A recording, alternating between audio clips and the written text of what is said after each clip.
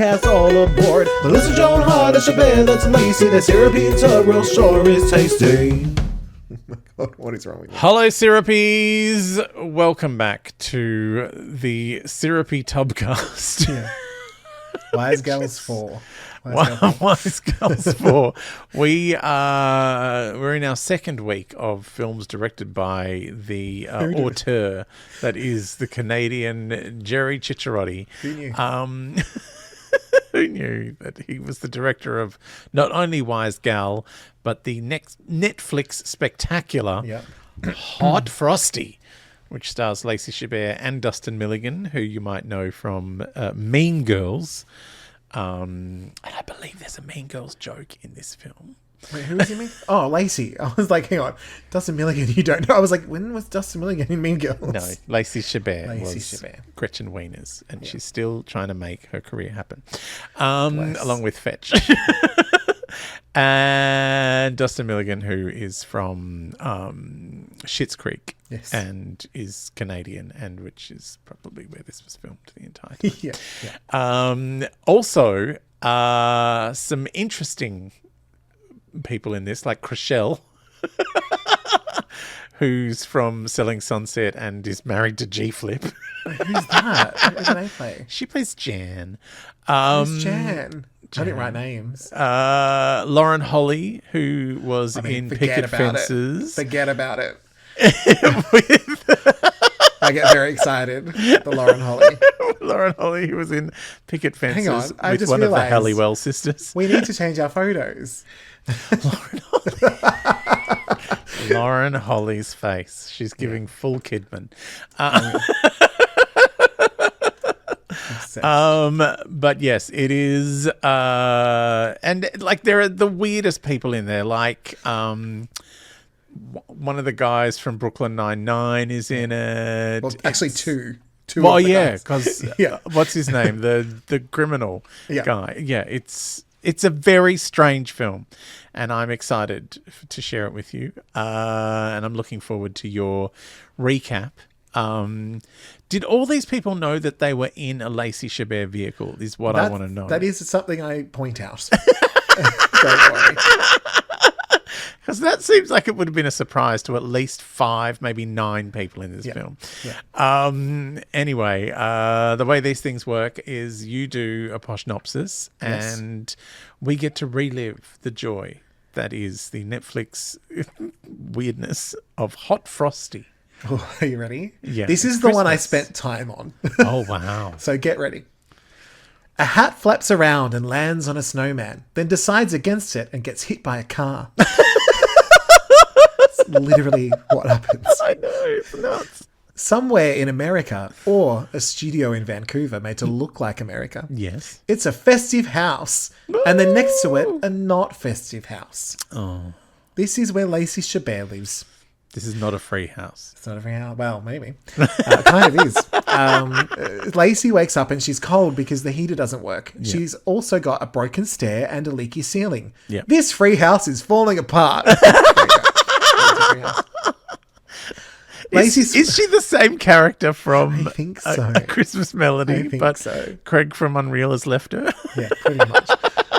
So Lacey swaps her Duna dress for a regular jacket and then leaves the house without showering, though not before we see a horrifically photoshopped picture of her and who I can only assume is her dead husband. Oh, dead husband. Dead husband, but we don't really know.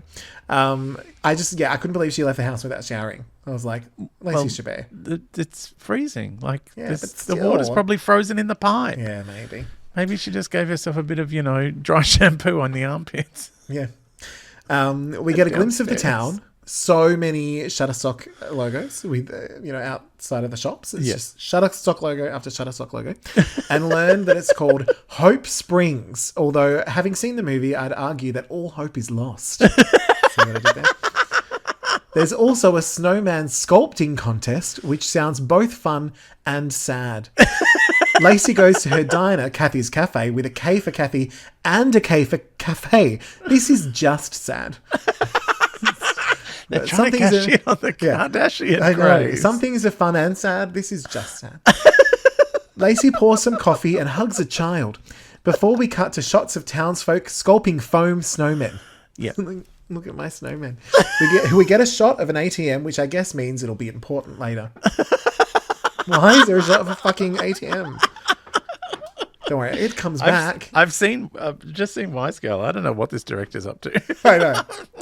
He's like, you thought there was a lot in Wise Girl. Get ready. It's an ATM and a wig, is what it is.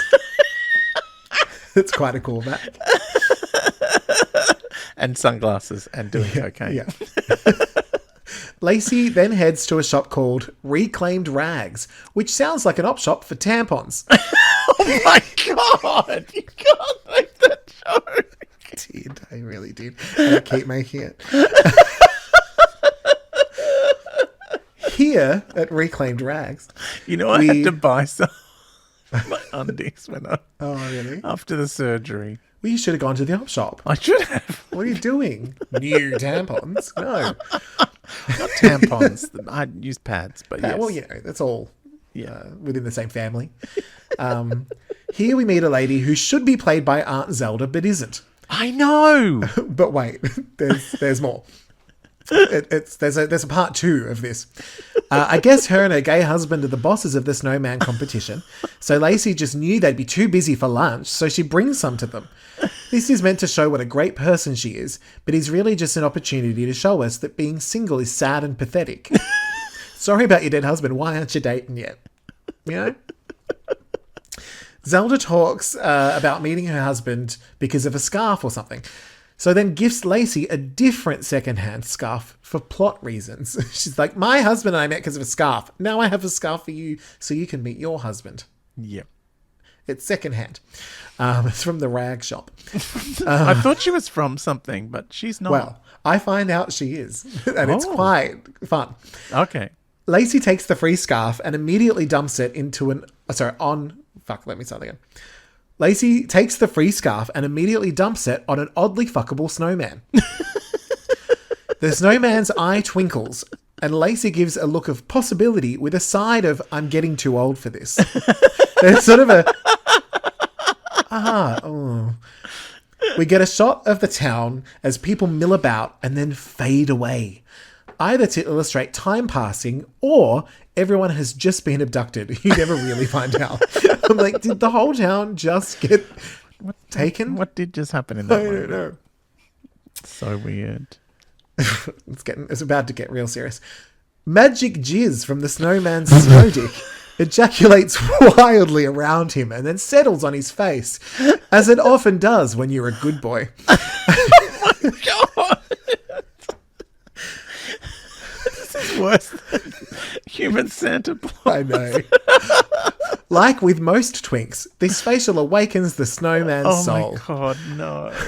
This got so wrong so quickly. But that's what happens on this. I was literally just, it starts in his junk. I know. And lands on his face. I know. I remember. Suddenly, he's alive and played by that guy from Schitt's Creek, but with a hairstyle that he doesn't quite pull off. No. And a physique that screams, I thought this was a Marvel movie. I've made a huge mistake. Like, he's obviously been training for this for some time. Oh, I and know. they're like, I'm really sorry you didn't get, Superman, Thor Man. I know. You're going to be Hot Frosty. You're Hot Frosty. Oh. His scarf remains strategically placed, but for fuck's sake, you're on Netflix now. Show cock or go home. They've already shown the tampon factory and the bloody jizz on the face, but yeah, can't show Willy. He flops around a bit before scaring an old man into falling over and giving an old lady her first fanny flutter in years. Not understanding how sugar glass works, he accidentally breaks the window of the tampon op shop and steals some clothes. I don't... Okay, you've gone silent, which means you're dying. I don't know what's happening. I'm just telling the movie. Okay. Because when he falls through the window, he flexes. I know. And then just falls back. I don't understand. He flexes at every possible moment. It's really uncomfortable.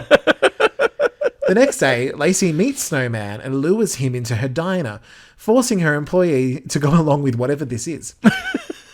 Over at Tampon Palace, the entire cast of Brooklyn Nine-Nine show up as cops to check out the break-in.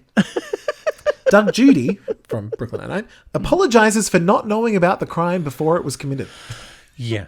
He's like, I'm really sorry. I should have been across this. Yeah. It's at this point I realize where I know fake Aunt Zelda from. And would you believe it? From the original Sabrina the Teenage Witch movie, where she played not Aunt Zelda, but Aunt Hilda.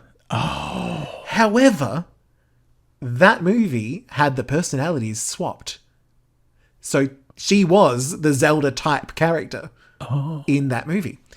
Which is why as soon as I saw her, I was like, this woman is so Aunt Zelda. It also starred Melissa Joan Hart, of course, and a young Ryan Reynolds. Oh. So a little bit of a fun cameo from him. Everyone else was different except Salem. Back at the diner or the cafe, whatever it is, Lacey interrogates Snowman, whose hair does look okay from certain angles. Like, sometimes I'm okay with it. Sometimes I'm less okay with it. Oh,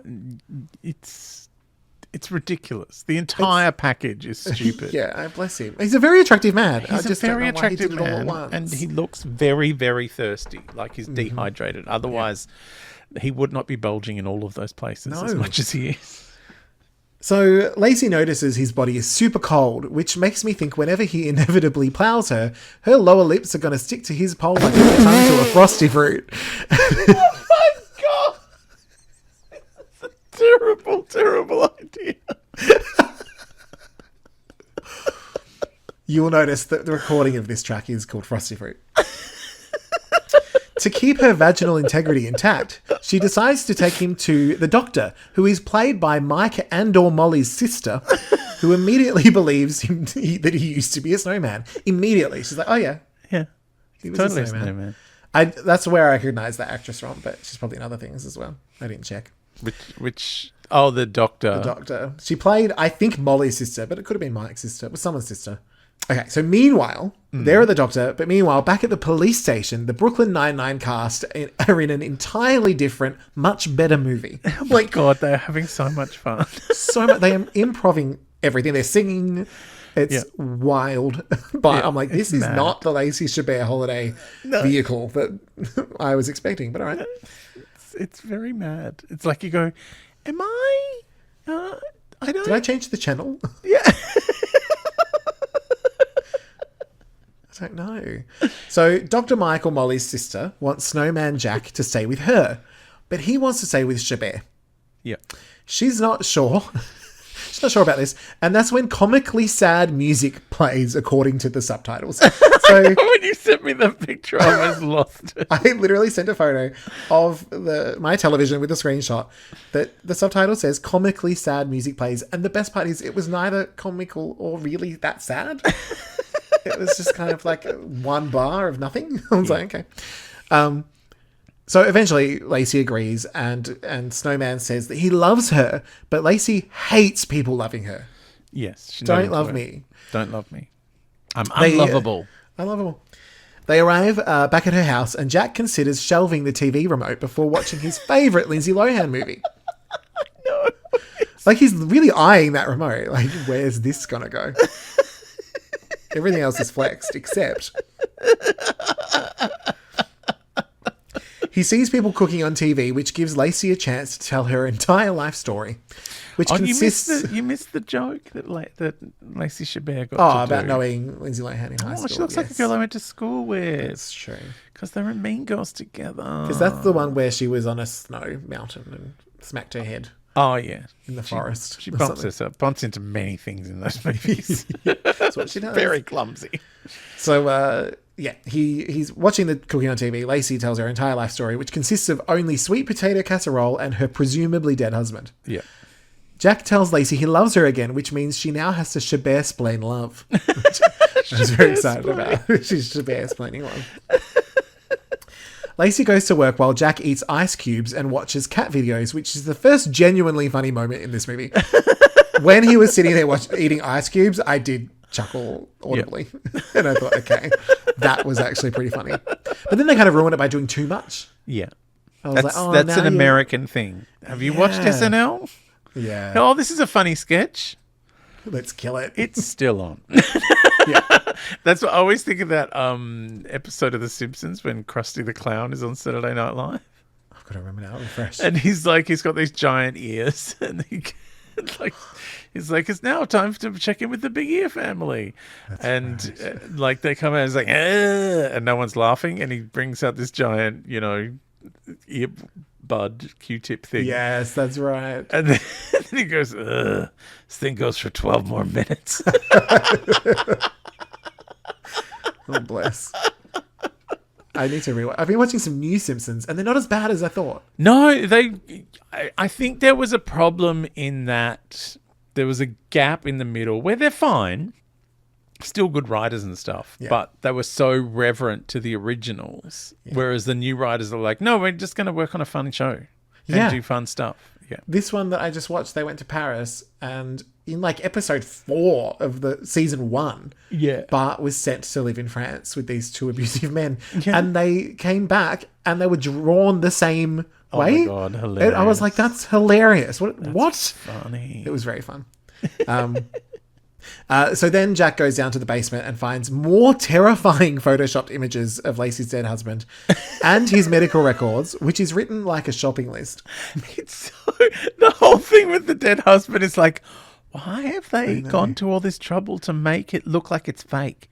I know. I think they obviously listened to our podcast and were like, we can't have it. There's no explanation for a dead husband. Let's really explain it. Let's over-explain it. Yeah, we'll write it on the magnetized pad that goes on the fridge. Tuesday's this, Wednesday's that. Die on Friday. Great. Why didn't they do it the way they did in Wise Girl, where she meets him at high school and then they get married and he dies in the first 2 minutes? Yes, and then she sells cigarettes. At the funeral. Yeah. Outside the funeral. To his mum and dad. Ba-ba-da-boop-bay. So bloody old mates in the basement. Lacey comes home with some clothes for Jack, and he starts to strip off to show not only his unnecessarily pumped arms, but his abs, which are already there. But just in case we don't know, they're heavily made up. Yeah. There's a lot of makeup. I'm like, you already have the abs. You don't need to add the makeup. But doesn't matter. Just Lacey asks let's oversell it. It's good. Lacey asks if he stole the clothes and broke into the store because the cops are after him. He says yes, so she tells him to keep a low profile, which does not happen at all. No. Having watched one episode of Healthy, Wealthy and Wise, Jack suddenly knows how to cook a pizza from scratch. He does. Decoupage de chair. He did. He then asks about cancer and her dead husband. Oh. We're all the way in. He goes to put the pizza in the oven and then turns immediately back. I thought this was going to be a here's one I prepared earlier joke because he learned everything from cooking shows. So I thought, oh, how funny. He's not going to realize you have to cook it. And he's just going to turn around and be like, look, it's ready. But no, he's just scared of the oven, which was also kind of funny. Because he's cold and going to melt. But I just thought, oh my God, that's so funny that he's not learned how to actually cook anything. No. He's just turning around and saying, here it is. But no, that was asking too much. I did love that. It felt like someone's gone, you know what's really funny? In Frozen when Olaf wants to go to the beach because he's a snowman. It's hilarious. What if he had abs? Yes. And instead of the beach, it's an oven. Perfect. We're in Canada. Chabert. We've got no beach. Oven? Yeah. Lacey Chabert's going to be available. We know. I reckon, do you reckon come to Canada for the day? Yeah, she books it in a campsite at the end of each year. Like how when you go camping over summer, you book the thing the year ahead. Yes. And you're like, oh, we'll be back next year. Yeah, let's get the dates sorted. That's what Lacey does for movies. She doesn't know what the movie is. But she's like, well, I'm going to book my flights anyway. I desperately want to watch her terrible crossword movies. I feel like that is going to happen at some point. They watch TV and discuss going to Hawaii. Snowjack hugs Lacey, but she freezes because she's not much of a hugger. It's not because he's freezing and she's complained about being cold this whole movie. It's, I'm not much of a hugger. I'm like, what? Not, get off me, you're fucking freezing. I'm just not a hugger. Snowman and Lacey eat about 1.5 slices of pizza before Lacey offers to clean it up as if they're finished. I hate it. I hated this. I was like, what are you doing? The next day, Jack decides to fix up the house because only men can do that, apparently. Yeah. I mean, she could have done it, but she hasn't done a thing about it. No, nothing. He starts with the roof, which is where Lauren Holly of Picket Fences fame spots him half naked, leading her to crash her car. Luckily, his torso shows up to save the day. So thirsty. So thirsty. She's the thirstiest bitch who ever lived in this movie. Look at her with her mouth wide open, ready to receive any kind of hot frosty liquid that he will bestow upon her tongue. Go on, melt in my mouth. Yeah. So luckily, his torso shows up to save the day, which he does by fucking her exhaust pipe. Oh my God. It just goes around the back, gives it a little shovey shove. And side note, Lauren looks amazing. I was like, I know she's had the full Nicole Kidman, but I was like, she looks great. I'm like, yeah. Why? She's 400 years old at this point. Yeah. She invites him over to fiddle with her lights, referring to herself as an older lady, which is as painful for us to hear as it is for her to say. While fixing her lights, Lauren's friend, Aunt Zelda, notices Snowman's scarf, but doesn't seem all that fazed. She's like, oh, that's that scarf. Anyway, on to the next. Having seen him, all of Lauren's horny friends are suddenly in need of his help, and even offer to all drop him off at the diner. They all get in Melissa Joan Hart's muscle car, and they drive him to the diner. The cast of Brooklyn Nine-Nine show up, and now they are aware, because they see Frosty, that there is a stranger in town. Oh. The sheriff, who's Doug Judy, and Jack start eating ice. And I wish that was some kind of euphemism, but they're actually just eating ice cubes. That's what happens. That's the scene. Let's eat ice cubes. I can eat ice cubes too. Let's both eat ice cubes. Let's have an ice cube party. Yeah. Jack gets a job doing maintenance at the school. I don't remember how. But Lacey doesn't want him to, so they get into the world's most boring argument.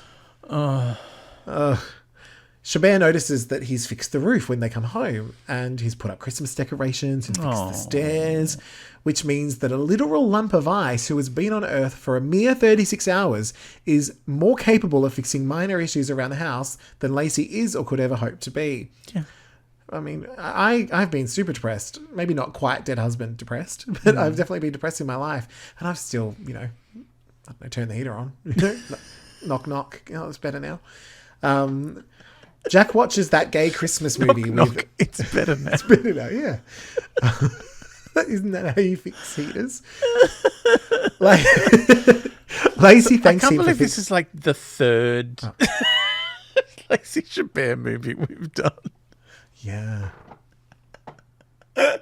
Is it the third or the second? No, we did all we did A Christmas Melody. Yeah. And she also did a voice in All I Want for Christmas Is You. Oh, that's right. And then this. And now this. Yeah. I'm going to be so exhausted. Yeah, I am. So Jack watches that gay Christmas movie with Jennifer Coolidge in it, and it makes me sad that she's not in this. Oh. That would have been fun. She would have played Lauren Holly's role. Oh, she would have been so good. Although Lauren Holly's probably going, this could get me in the White Lotus. Yes, true. I would watch that. Lauren Holly's White Lotus. And I mean, they should.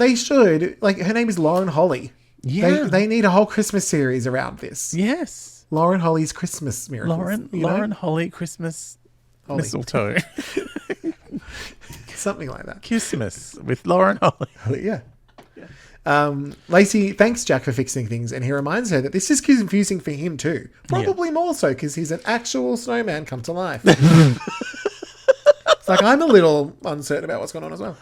Yeah. So she lets him keep his job at the school, where he starts setting up children with one another. Oh. So you get together. Do you know him? Yeah, you should get together. Kisses. We'll all hang out. And it does come back later. We get a Christmas montage of cookies and Christmas trees. It's all very wholesome and generic. Yes. Yes. Lacey starts saying her inside thoughts on the outside, wondering what's going on. Why am I attracted to this snowman? She then reminds us that even if she was into Jack, that she couldn't love him because she hasn't figured out how to live without her dead husband. Oh, yes. It's a moment that is almost poignant, at least as poignant as Lacey Chabert saying every single thought that comes into her head without prompting can be. She's just like talking every movie. She starts the Santa on the street, probably the heater. That's probably why it's broken. It's tired. She talked it to death. It turned itself off.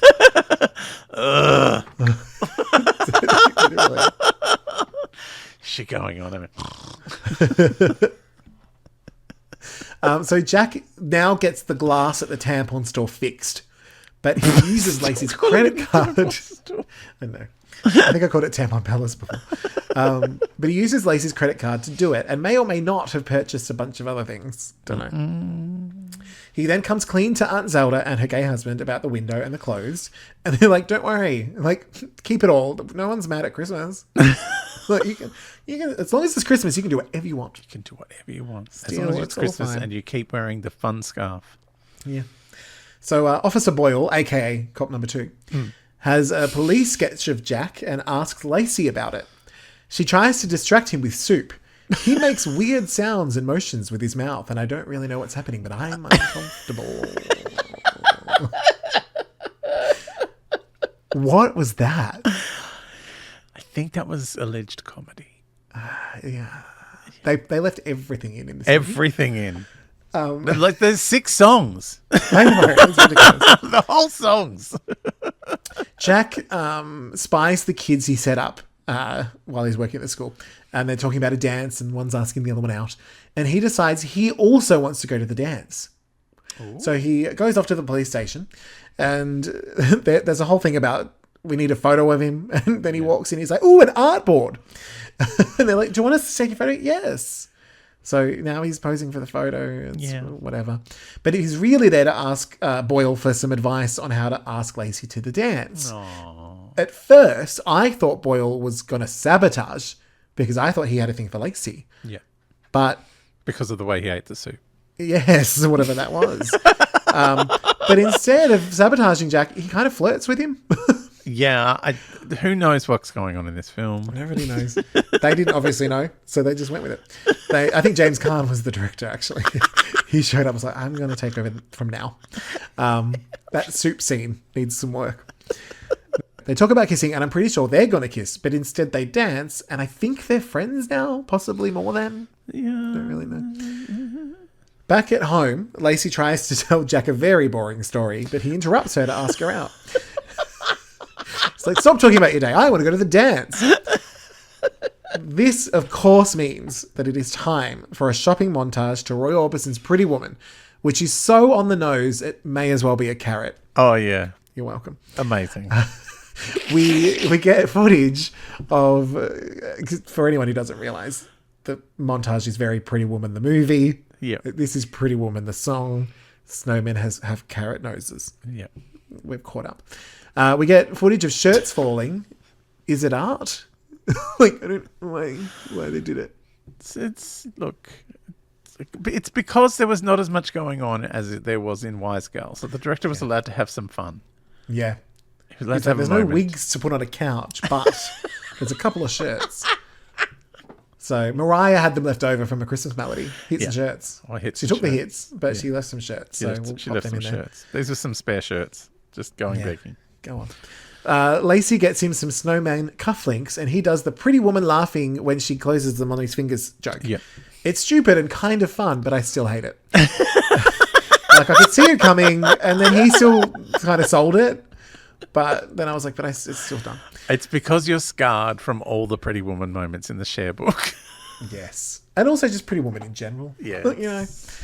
Yeah. We've had enough of it. We've had enough. Have you been to the musical? No. Should I? Why Does it have Celine Dion in it? Celine Dion.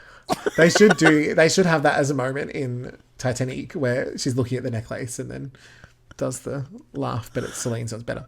And then Gwen Stefani can be there looking terrified. Have you seen Celine Dion trying to get Siri to play her song? I think you sent it to me. So dumb. Oh my God. She's so fun. On the night of the dance, Lacey wears a generic red dress, and apparently it's the most beautiful anyone has ever looked in their entire life. This is this director's entire oeuvre of having a dress that he doesn't actually show properly in a scene, but everyone seems to be shocked by it. I think the difference, though, between this and Wise Gal is the dress was the evening dress. Yeah. It was an I'm going out and I've got my hair back and I'm going out. And you've not seen me look like this. Lacey's just wearing her regular clothes with her regular hair. Nothing changes. But when, like, you don't see the dress in full, no, Alyssa, until she goes in the street. No, in that's Wise true. Gal. It's like everyone's like, oh, wow, you look amazing. It's like, it's just a headshot. Where's the dress? Oh, you tied your hair back. Wow. I know, that's all. I was like, why is everyone? And then she goes outside. It's like, oh, that is a really nice dress. Yeah. I'm like, why didn't I see it in the scene? Yeah. They almost did the opposite. This one is like, look at that dress, and we're like, is it that good? Is it? It's just Lacey Chabert in a dress. Yeah, she didn't even bother to tie her hair back. Alyssa did. So Jack gives. Oh, sorry. Yeah, Jack looks pretty snazzy. I added. Yeah. And then he gives Lacey a snowflake charm and or brooch. I don't really know what it is. Yeah. Which he accidentally purchased with her credit card. So that's the other thing he purchased. Accidentally. Yeah. We get an awkwardly long shot of the Christmas tree. Not sure what that's about. They hired a Christmas tree. Netflix have gone, we won't know it's a Christmas movie unless you have a really long shot of the Christmas tree.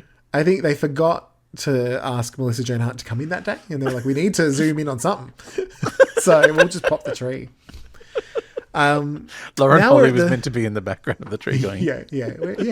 I'm here. In a wig. Now we're at the school dance, and Jack already knows every child by their name, which is weird because I didn't know children had names. I was like, oh, that's nice. It's nice of you to have a name. How cute. Yeah. I call them that one, this one, that one. He chats with one of the kids from earlier, and I'm very worried that the big twist in this movie will be that this kid will turn out to be the child of the sheriff. Because of course he will, for reasons. I'm real nervous that is going to happen, but surely not. Surely they won't make the only two people of colour related. Everyone else is white. They both ask the girl, so Frosty asks Lacey and the little boy asks the little girl to dance, and Lacey answers, I'd like that, in some kind of weird AI voice. Like, I'm like, why did she answer it like that? And then she tells him that he can hold her closer, Tony Danza. So, that was Wise Gal. Yeah, it's all the same movie. Speaking of mobs, there's a flash mob. A flash mob! Kind of. And I'm kind of pretty over it at this point.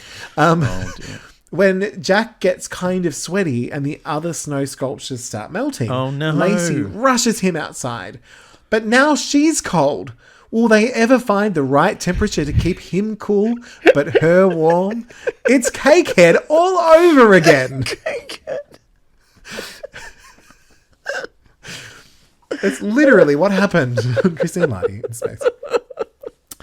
He tries to warm her up with his cold hands, but logically, this doesn't work. No. It's just science at this point. Yeah, really. Then they nearly pash, but Jack pulls away. I'm not sure why. Maybe her kiss will kill him or something fun.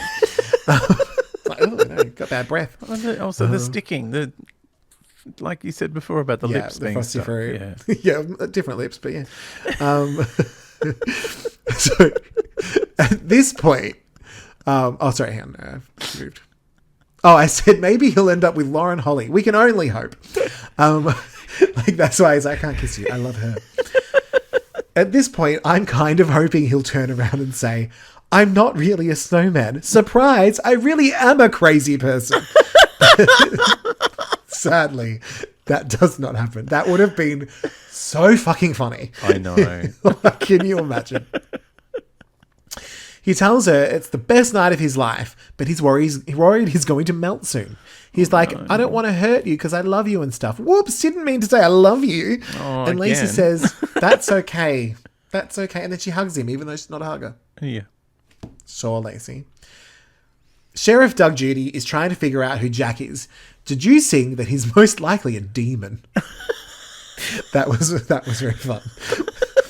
He finds the ATM with a wig from earlier, which has a camera on it, facing the tampon crime scene. Oh my God. Now there's a party at the diner that I don't remember being mentioned earlier. Just so you know, I watched this movie twice. There was never mention of a diner party. Lacey starts to give a speech, but then Sheriff Doug Judy shows up to burst everyone's bubble.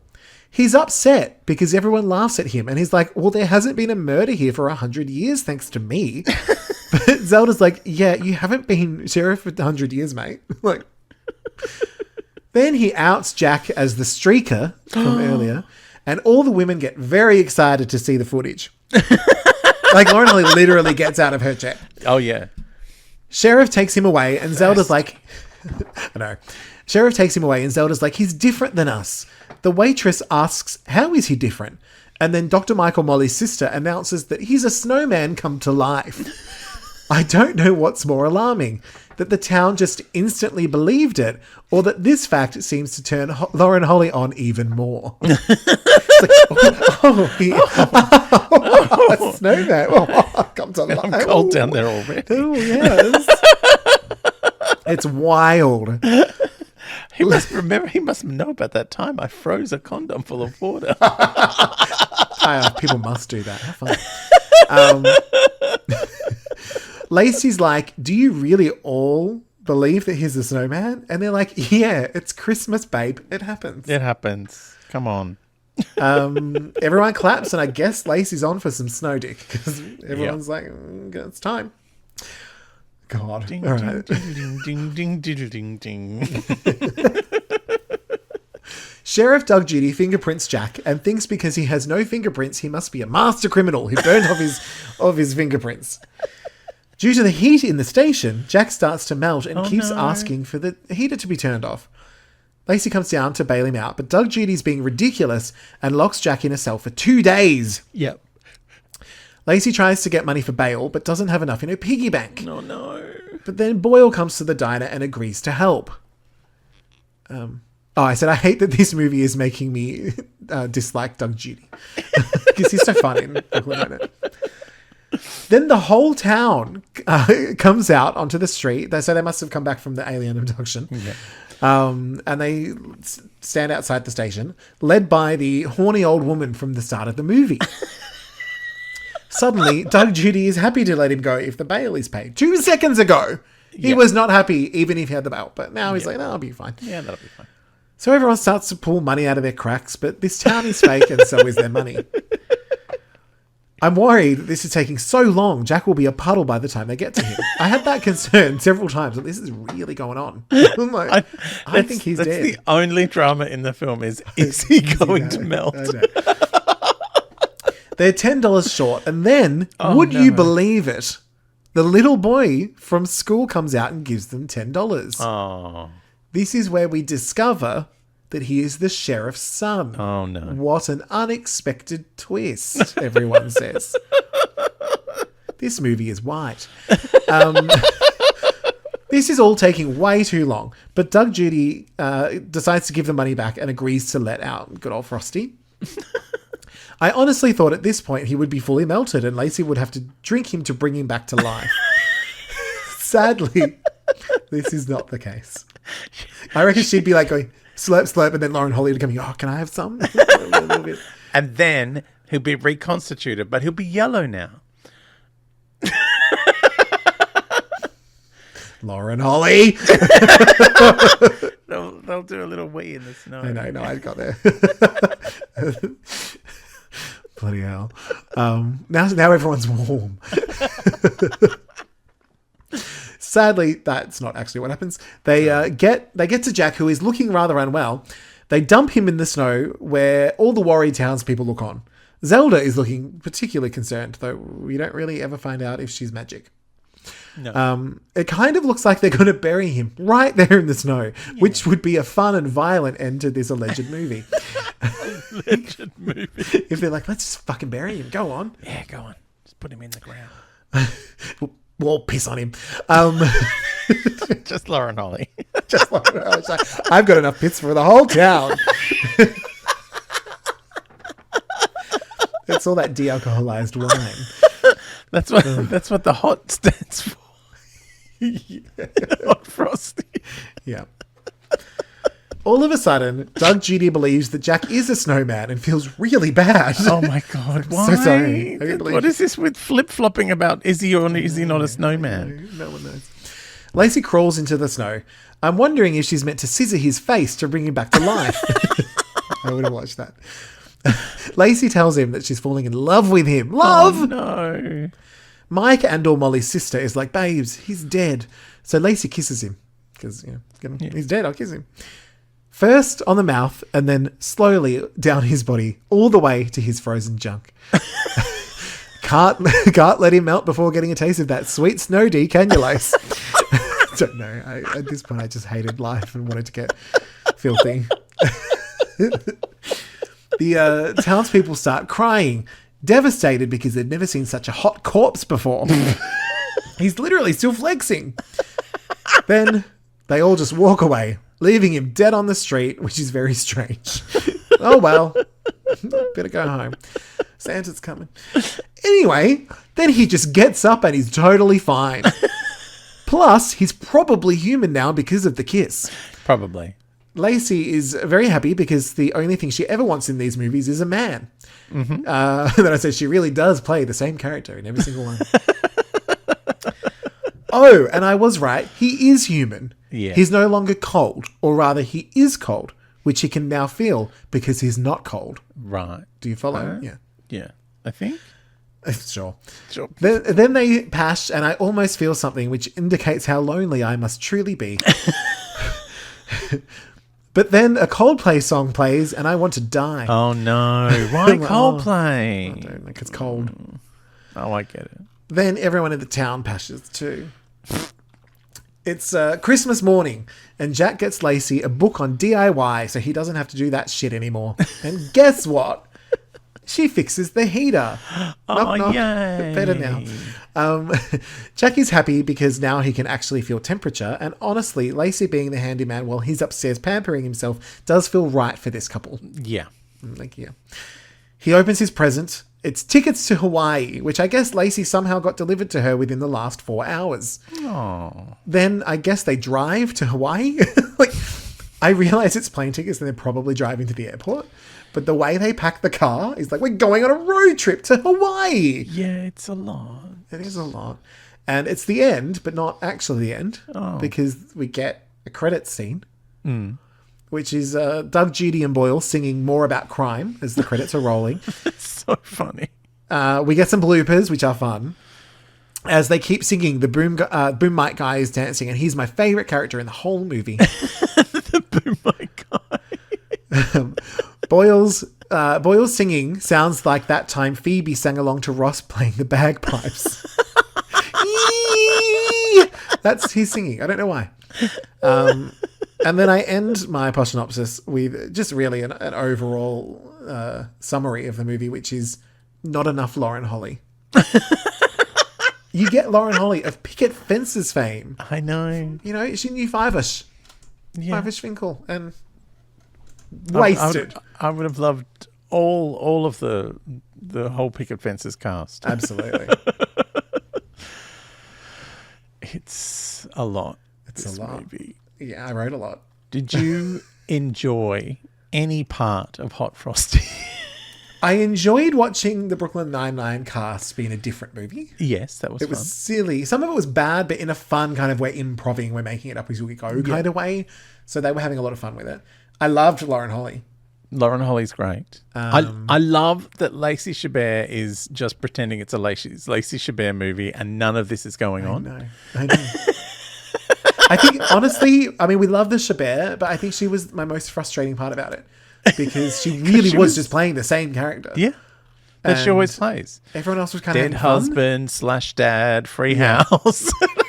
Like, everyone around her, the snowman, Schitt's Creek guy, the doctor, Michael Molly's sister, the, Zelda, the old lesbian, were having fun. Yeah. But I don't think Chabert had any fun. She was taking it very seriously. Yeah. Well, this wasn't her only Christmas movie this year, so she had a lot on. Yeah. But I mean, when you're playing the same character in both, how hard can it be? Exactly. So I was waiting. So one of the things I loved about this movie is that it kept wrong-footing me. Whenever I thought it was going to be like horrifically predictable, it just went in a weird direction. For instance, I was waiting to find out that Aunt Zelda's gay husband was also a snowman that came to life one year. Yes. And that's why they had the scarf. And then you were like, okay, that's their story's done. Right. Yeah. Like that would have been the perfect ending to find out that he also was a snowman. Like I always knew. Yeah. Because I was a snowman as well. Yeah. It's so strange. I know.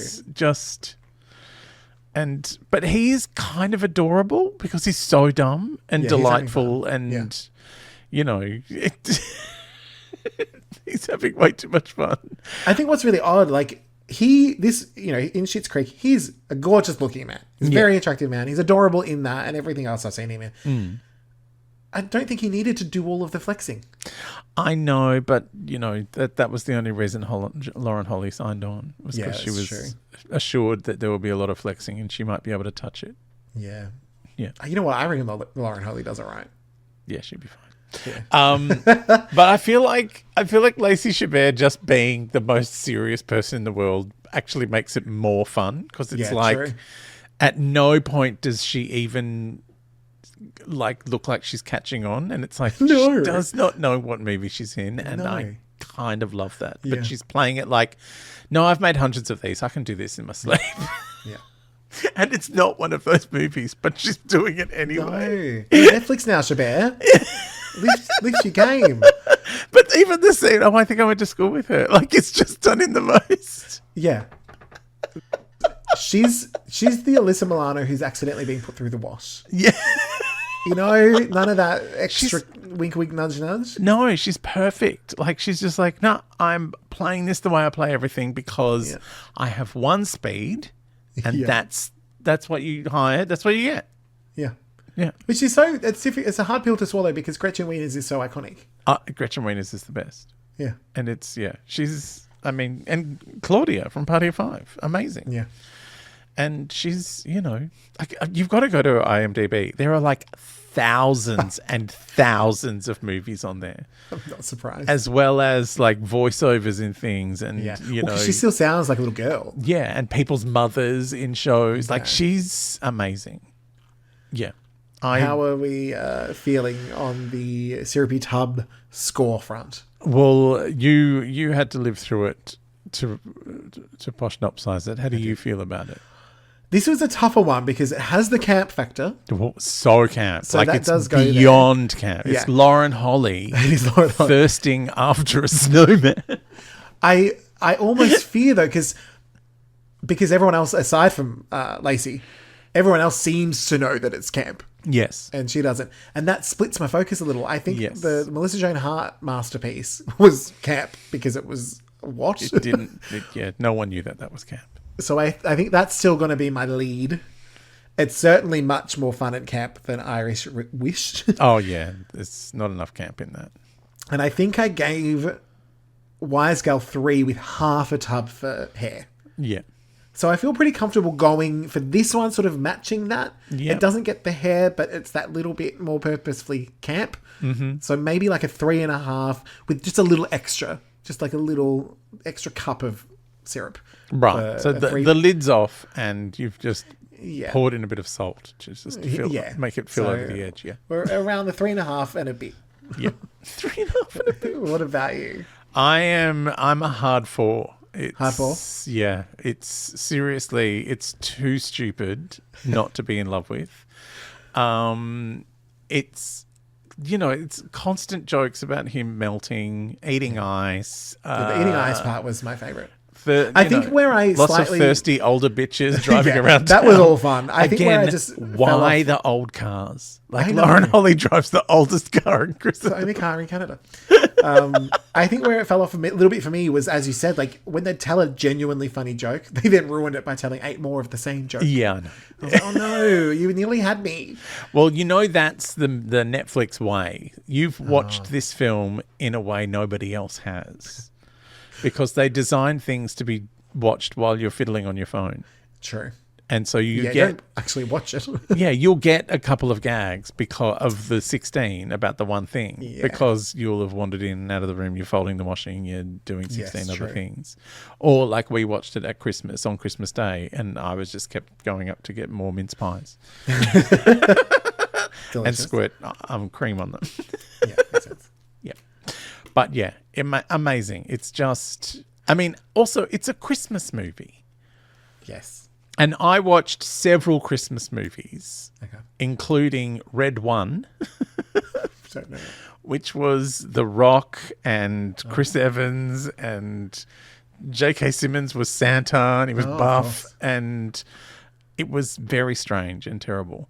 But they'd spent a lot of money on it. But yeah, I just found this so stupid. Because it kept being stupid. Every time you thought, it's going to get back on track. And no, now he works at the school. Why is he there? I know. I think, and probably the biggest hole for me was as you said, the Zelda snowman husband issue. I'm like, that's really, had they have done that, I think it would have tied up a lot. Yeah. And felt a bit more magical. I think that's maybe what was slightly off was that. I think you mentioned something before about, something being a dream. The Irish Wish movie. Oh, yeah. If she'd knocked her head and it was a dream. That's what they did in the 90s with those kind of movies. And so it felt like okay to get swept up in the silliness. Yes. Because there's a sort of reason why suddenly it's magic. Yeah. And I'm like, either make the magic a dream or make it real. But this kind of goes, I don't know. It's Christmas. These things happen. It's Christmas. Also, it's Netflix. No one's paying attention. They'll miss that plot point. Let's just have I think Lacey Chabert is paying a lot of attention. Let's have more Doug Judy playing the piano. Oh my God, that's wild. So many songs. I know. But that's the other thing. It's like there's moments like that where you're like, okay. Yeah. This is fun. Oh, all right. Well, are we even doing a podcast next week, or have we broken it with the syrupy Tubcast? We'll see how tired we are. All right. But I think next up we'll be jumping back into some share. We're already over halfway. I'm surprised. Yeah, I know. We're not. We don't have far to go, and we've got another book to come out yet. Ooh. Exactly. So, but I think the syrupy Tubcast is a nice in between when we're a bit shared out. Yes. We need a little moment. Yes, indeed, which we did. We did. So that will be coming up, if not next week, in a couple of weeks. Excellent. And as always, there will be some Christine Lardy later this week to look forward to. She is always in space, and she always needs, we need her help. We do. Help us, Christine. She's in space now. All right. Well, I'll see you on Thursday for Christine Lardy. Bye, Syrupy. Syrupy Tubcast, oh my lord. It's a Syrupy Tubcast all aboard. We hope you had a real nice time, because a Syrupy Tub roll sure is fun.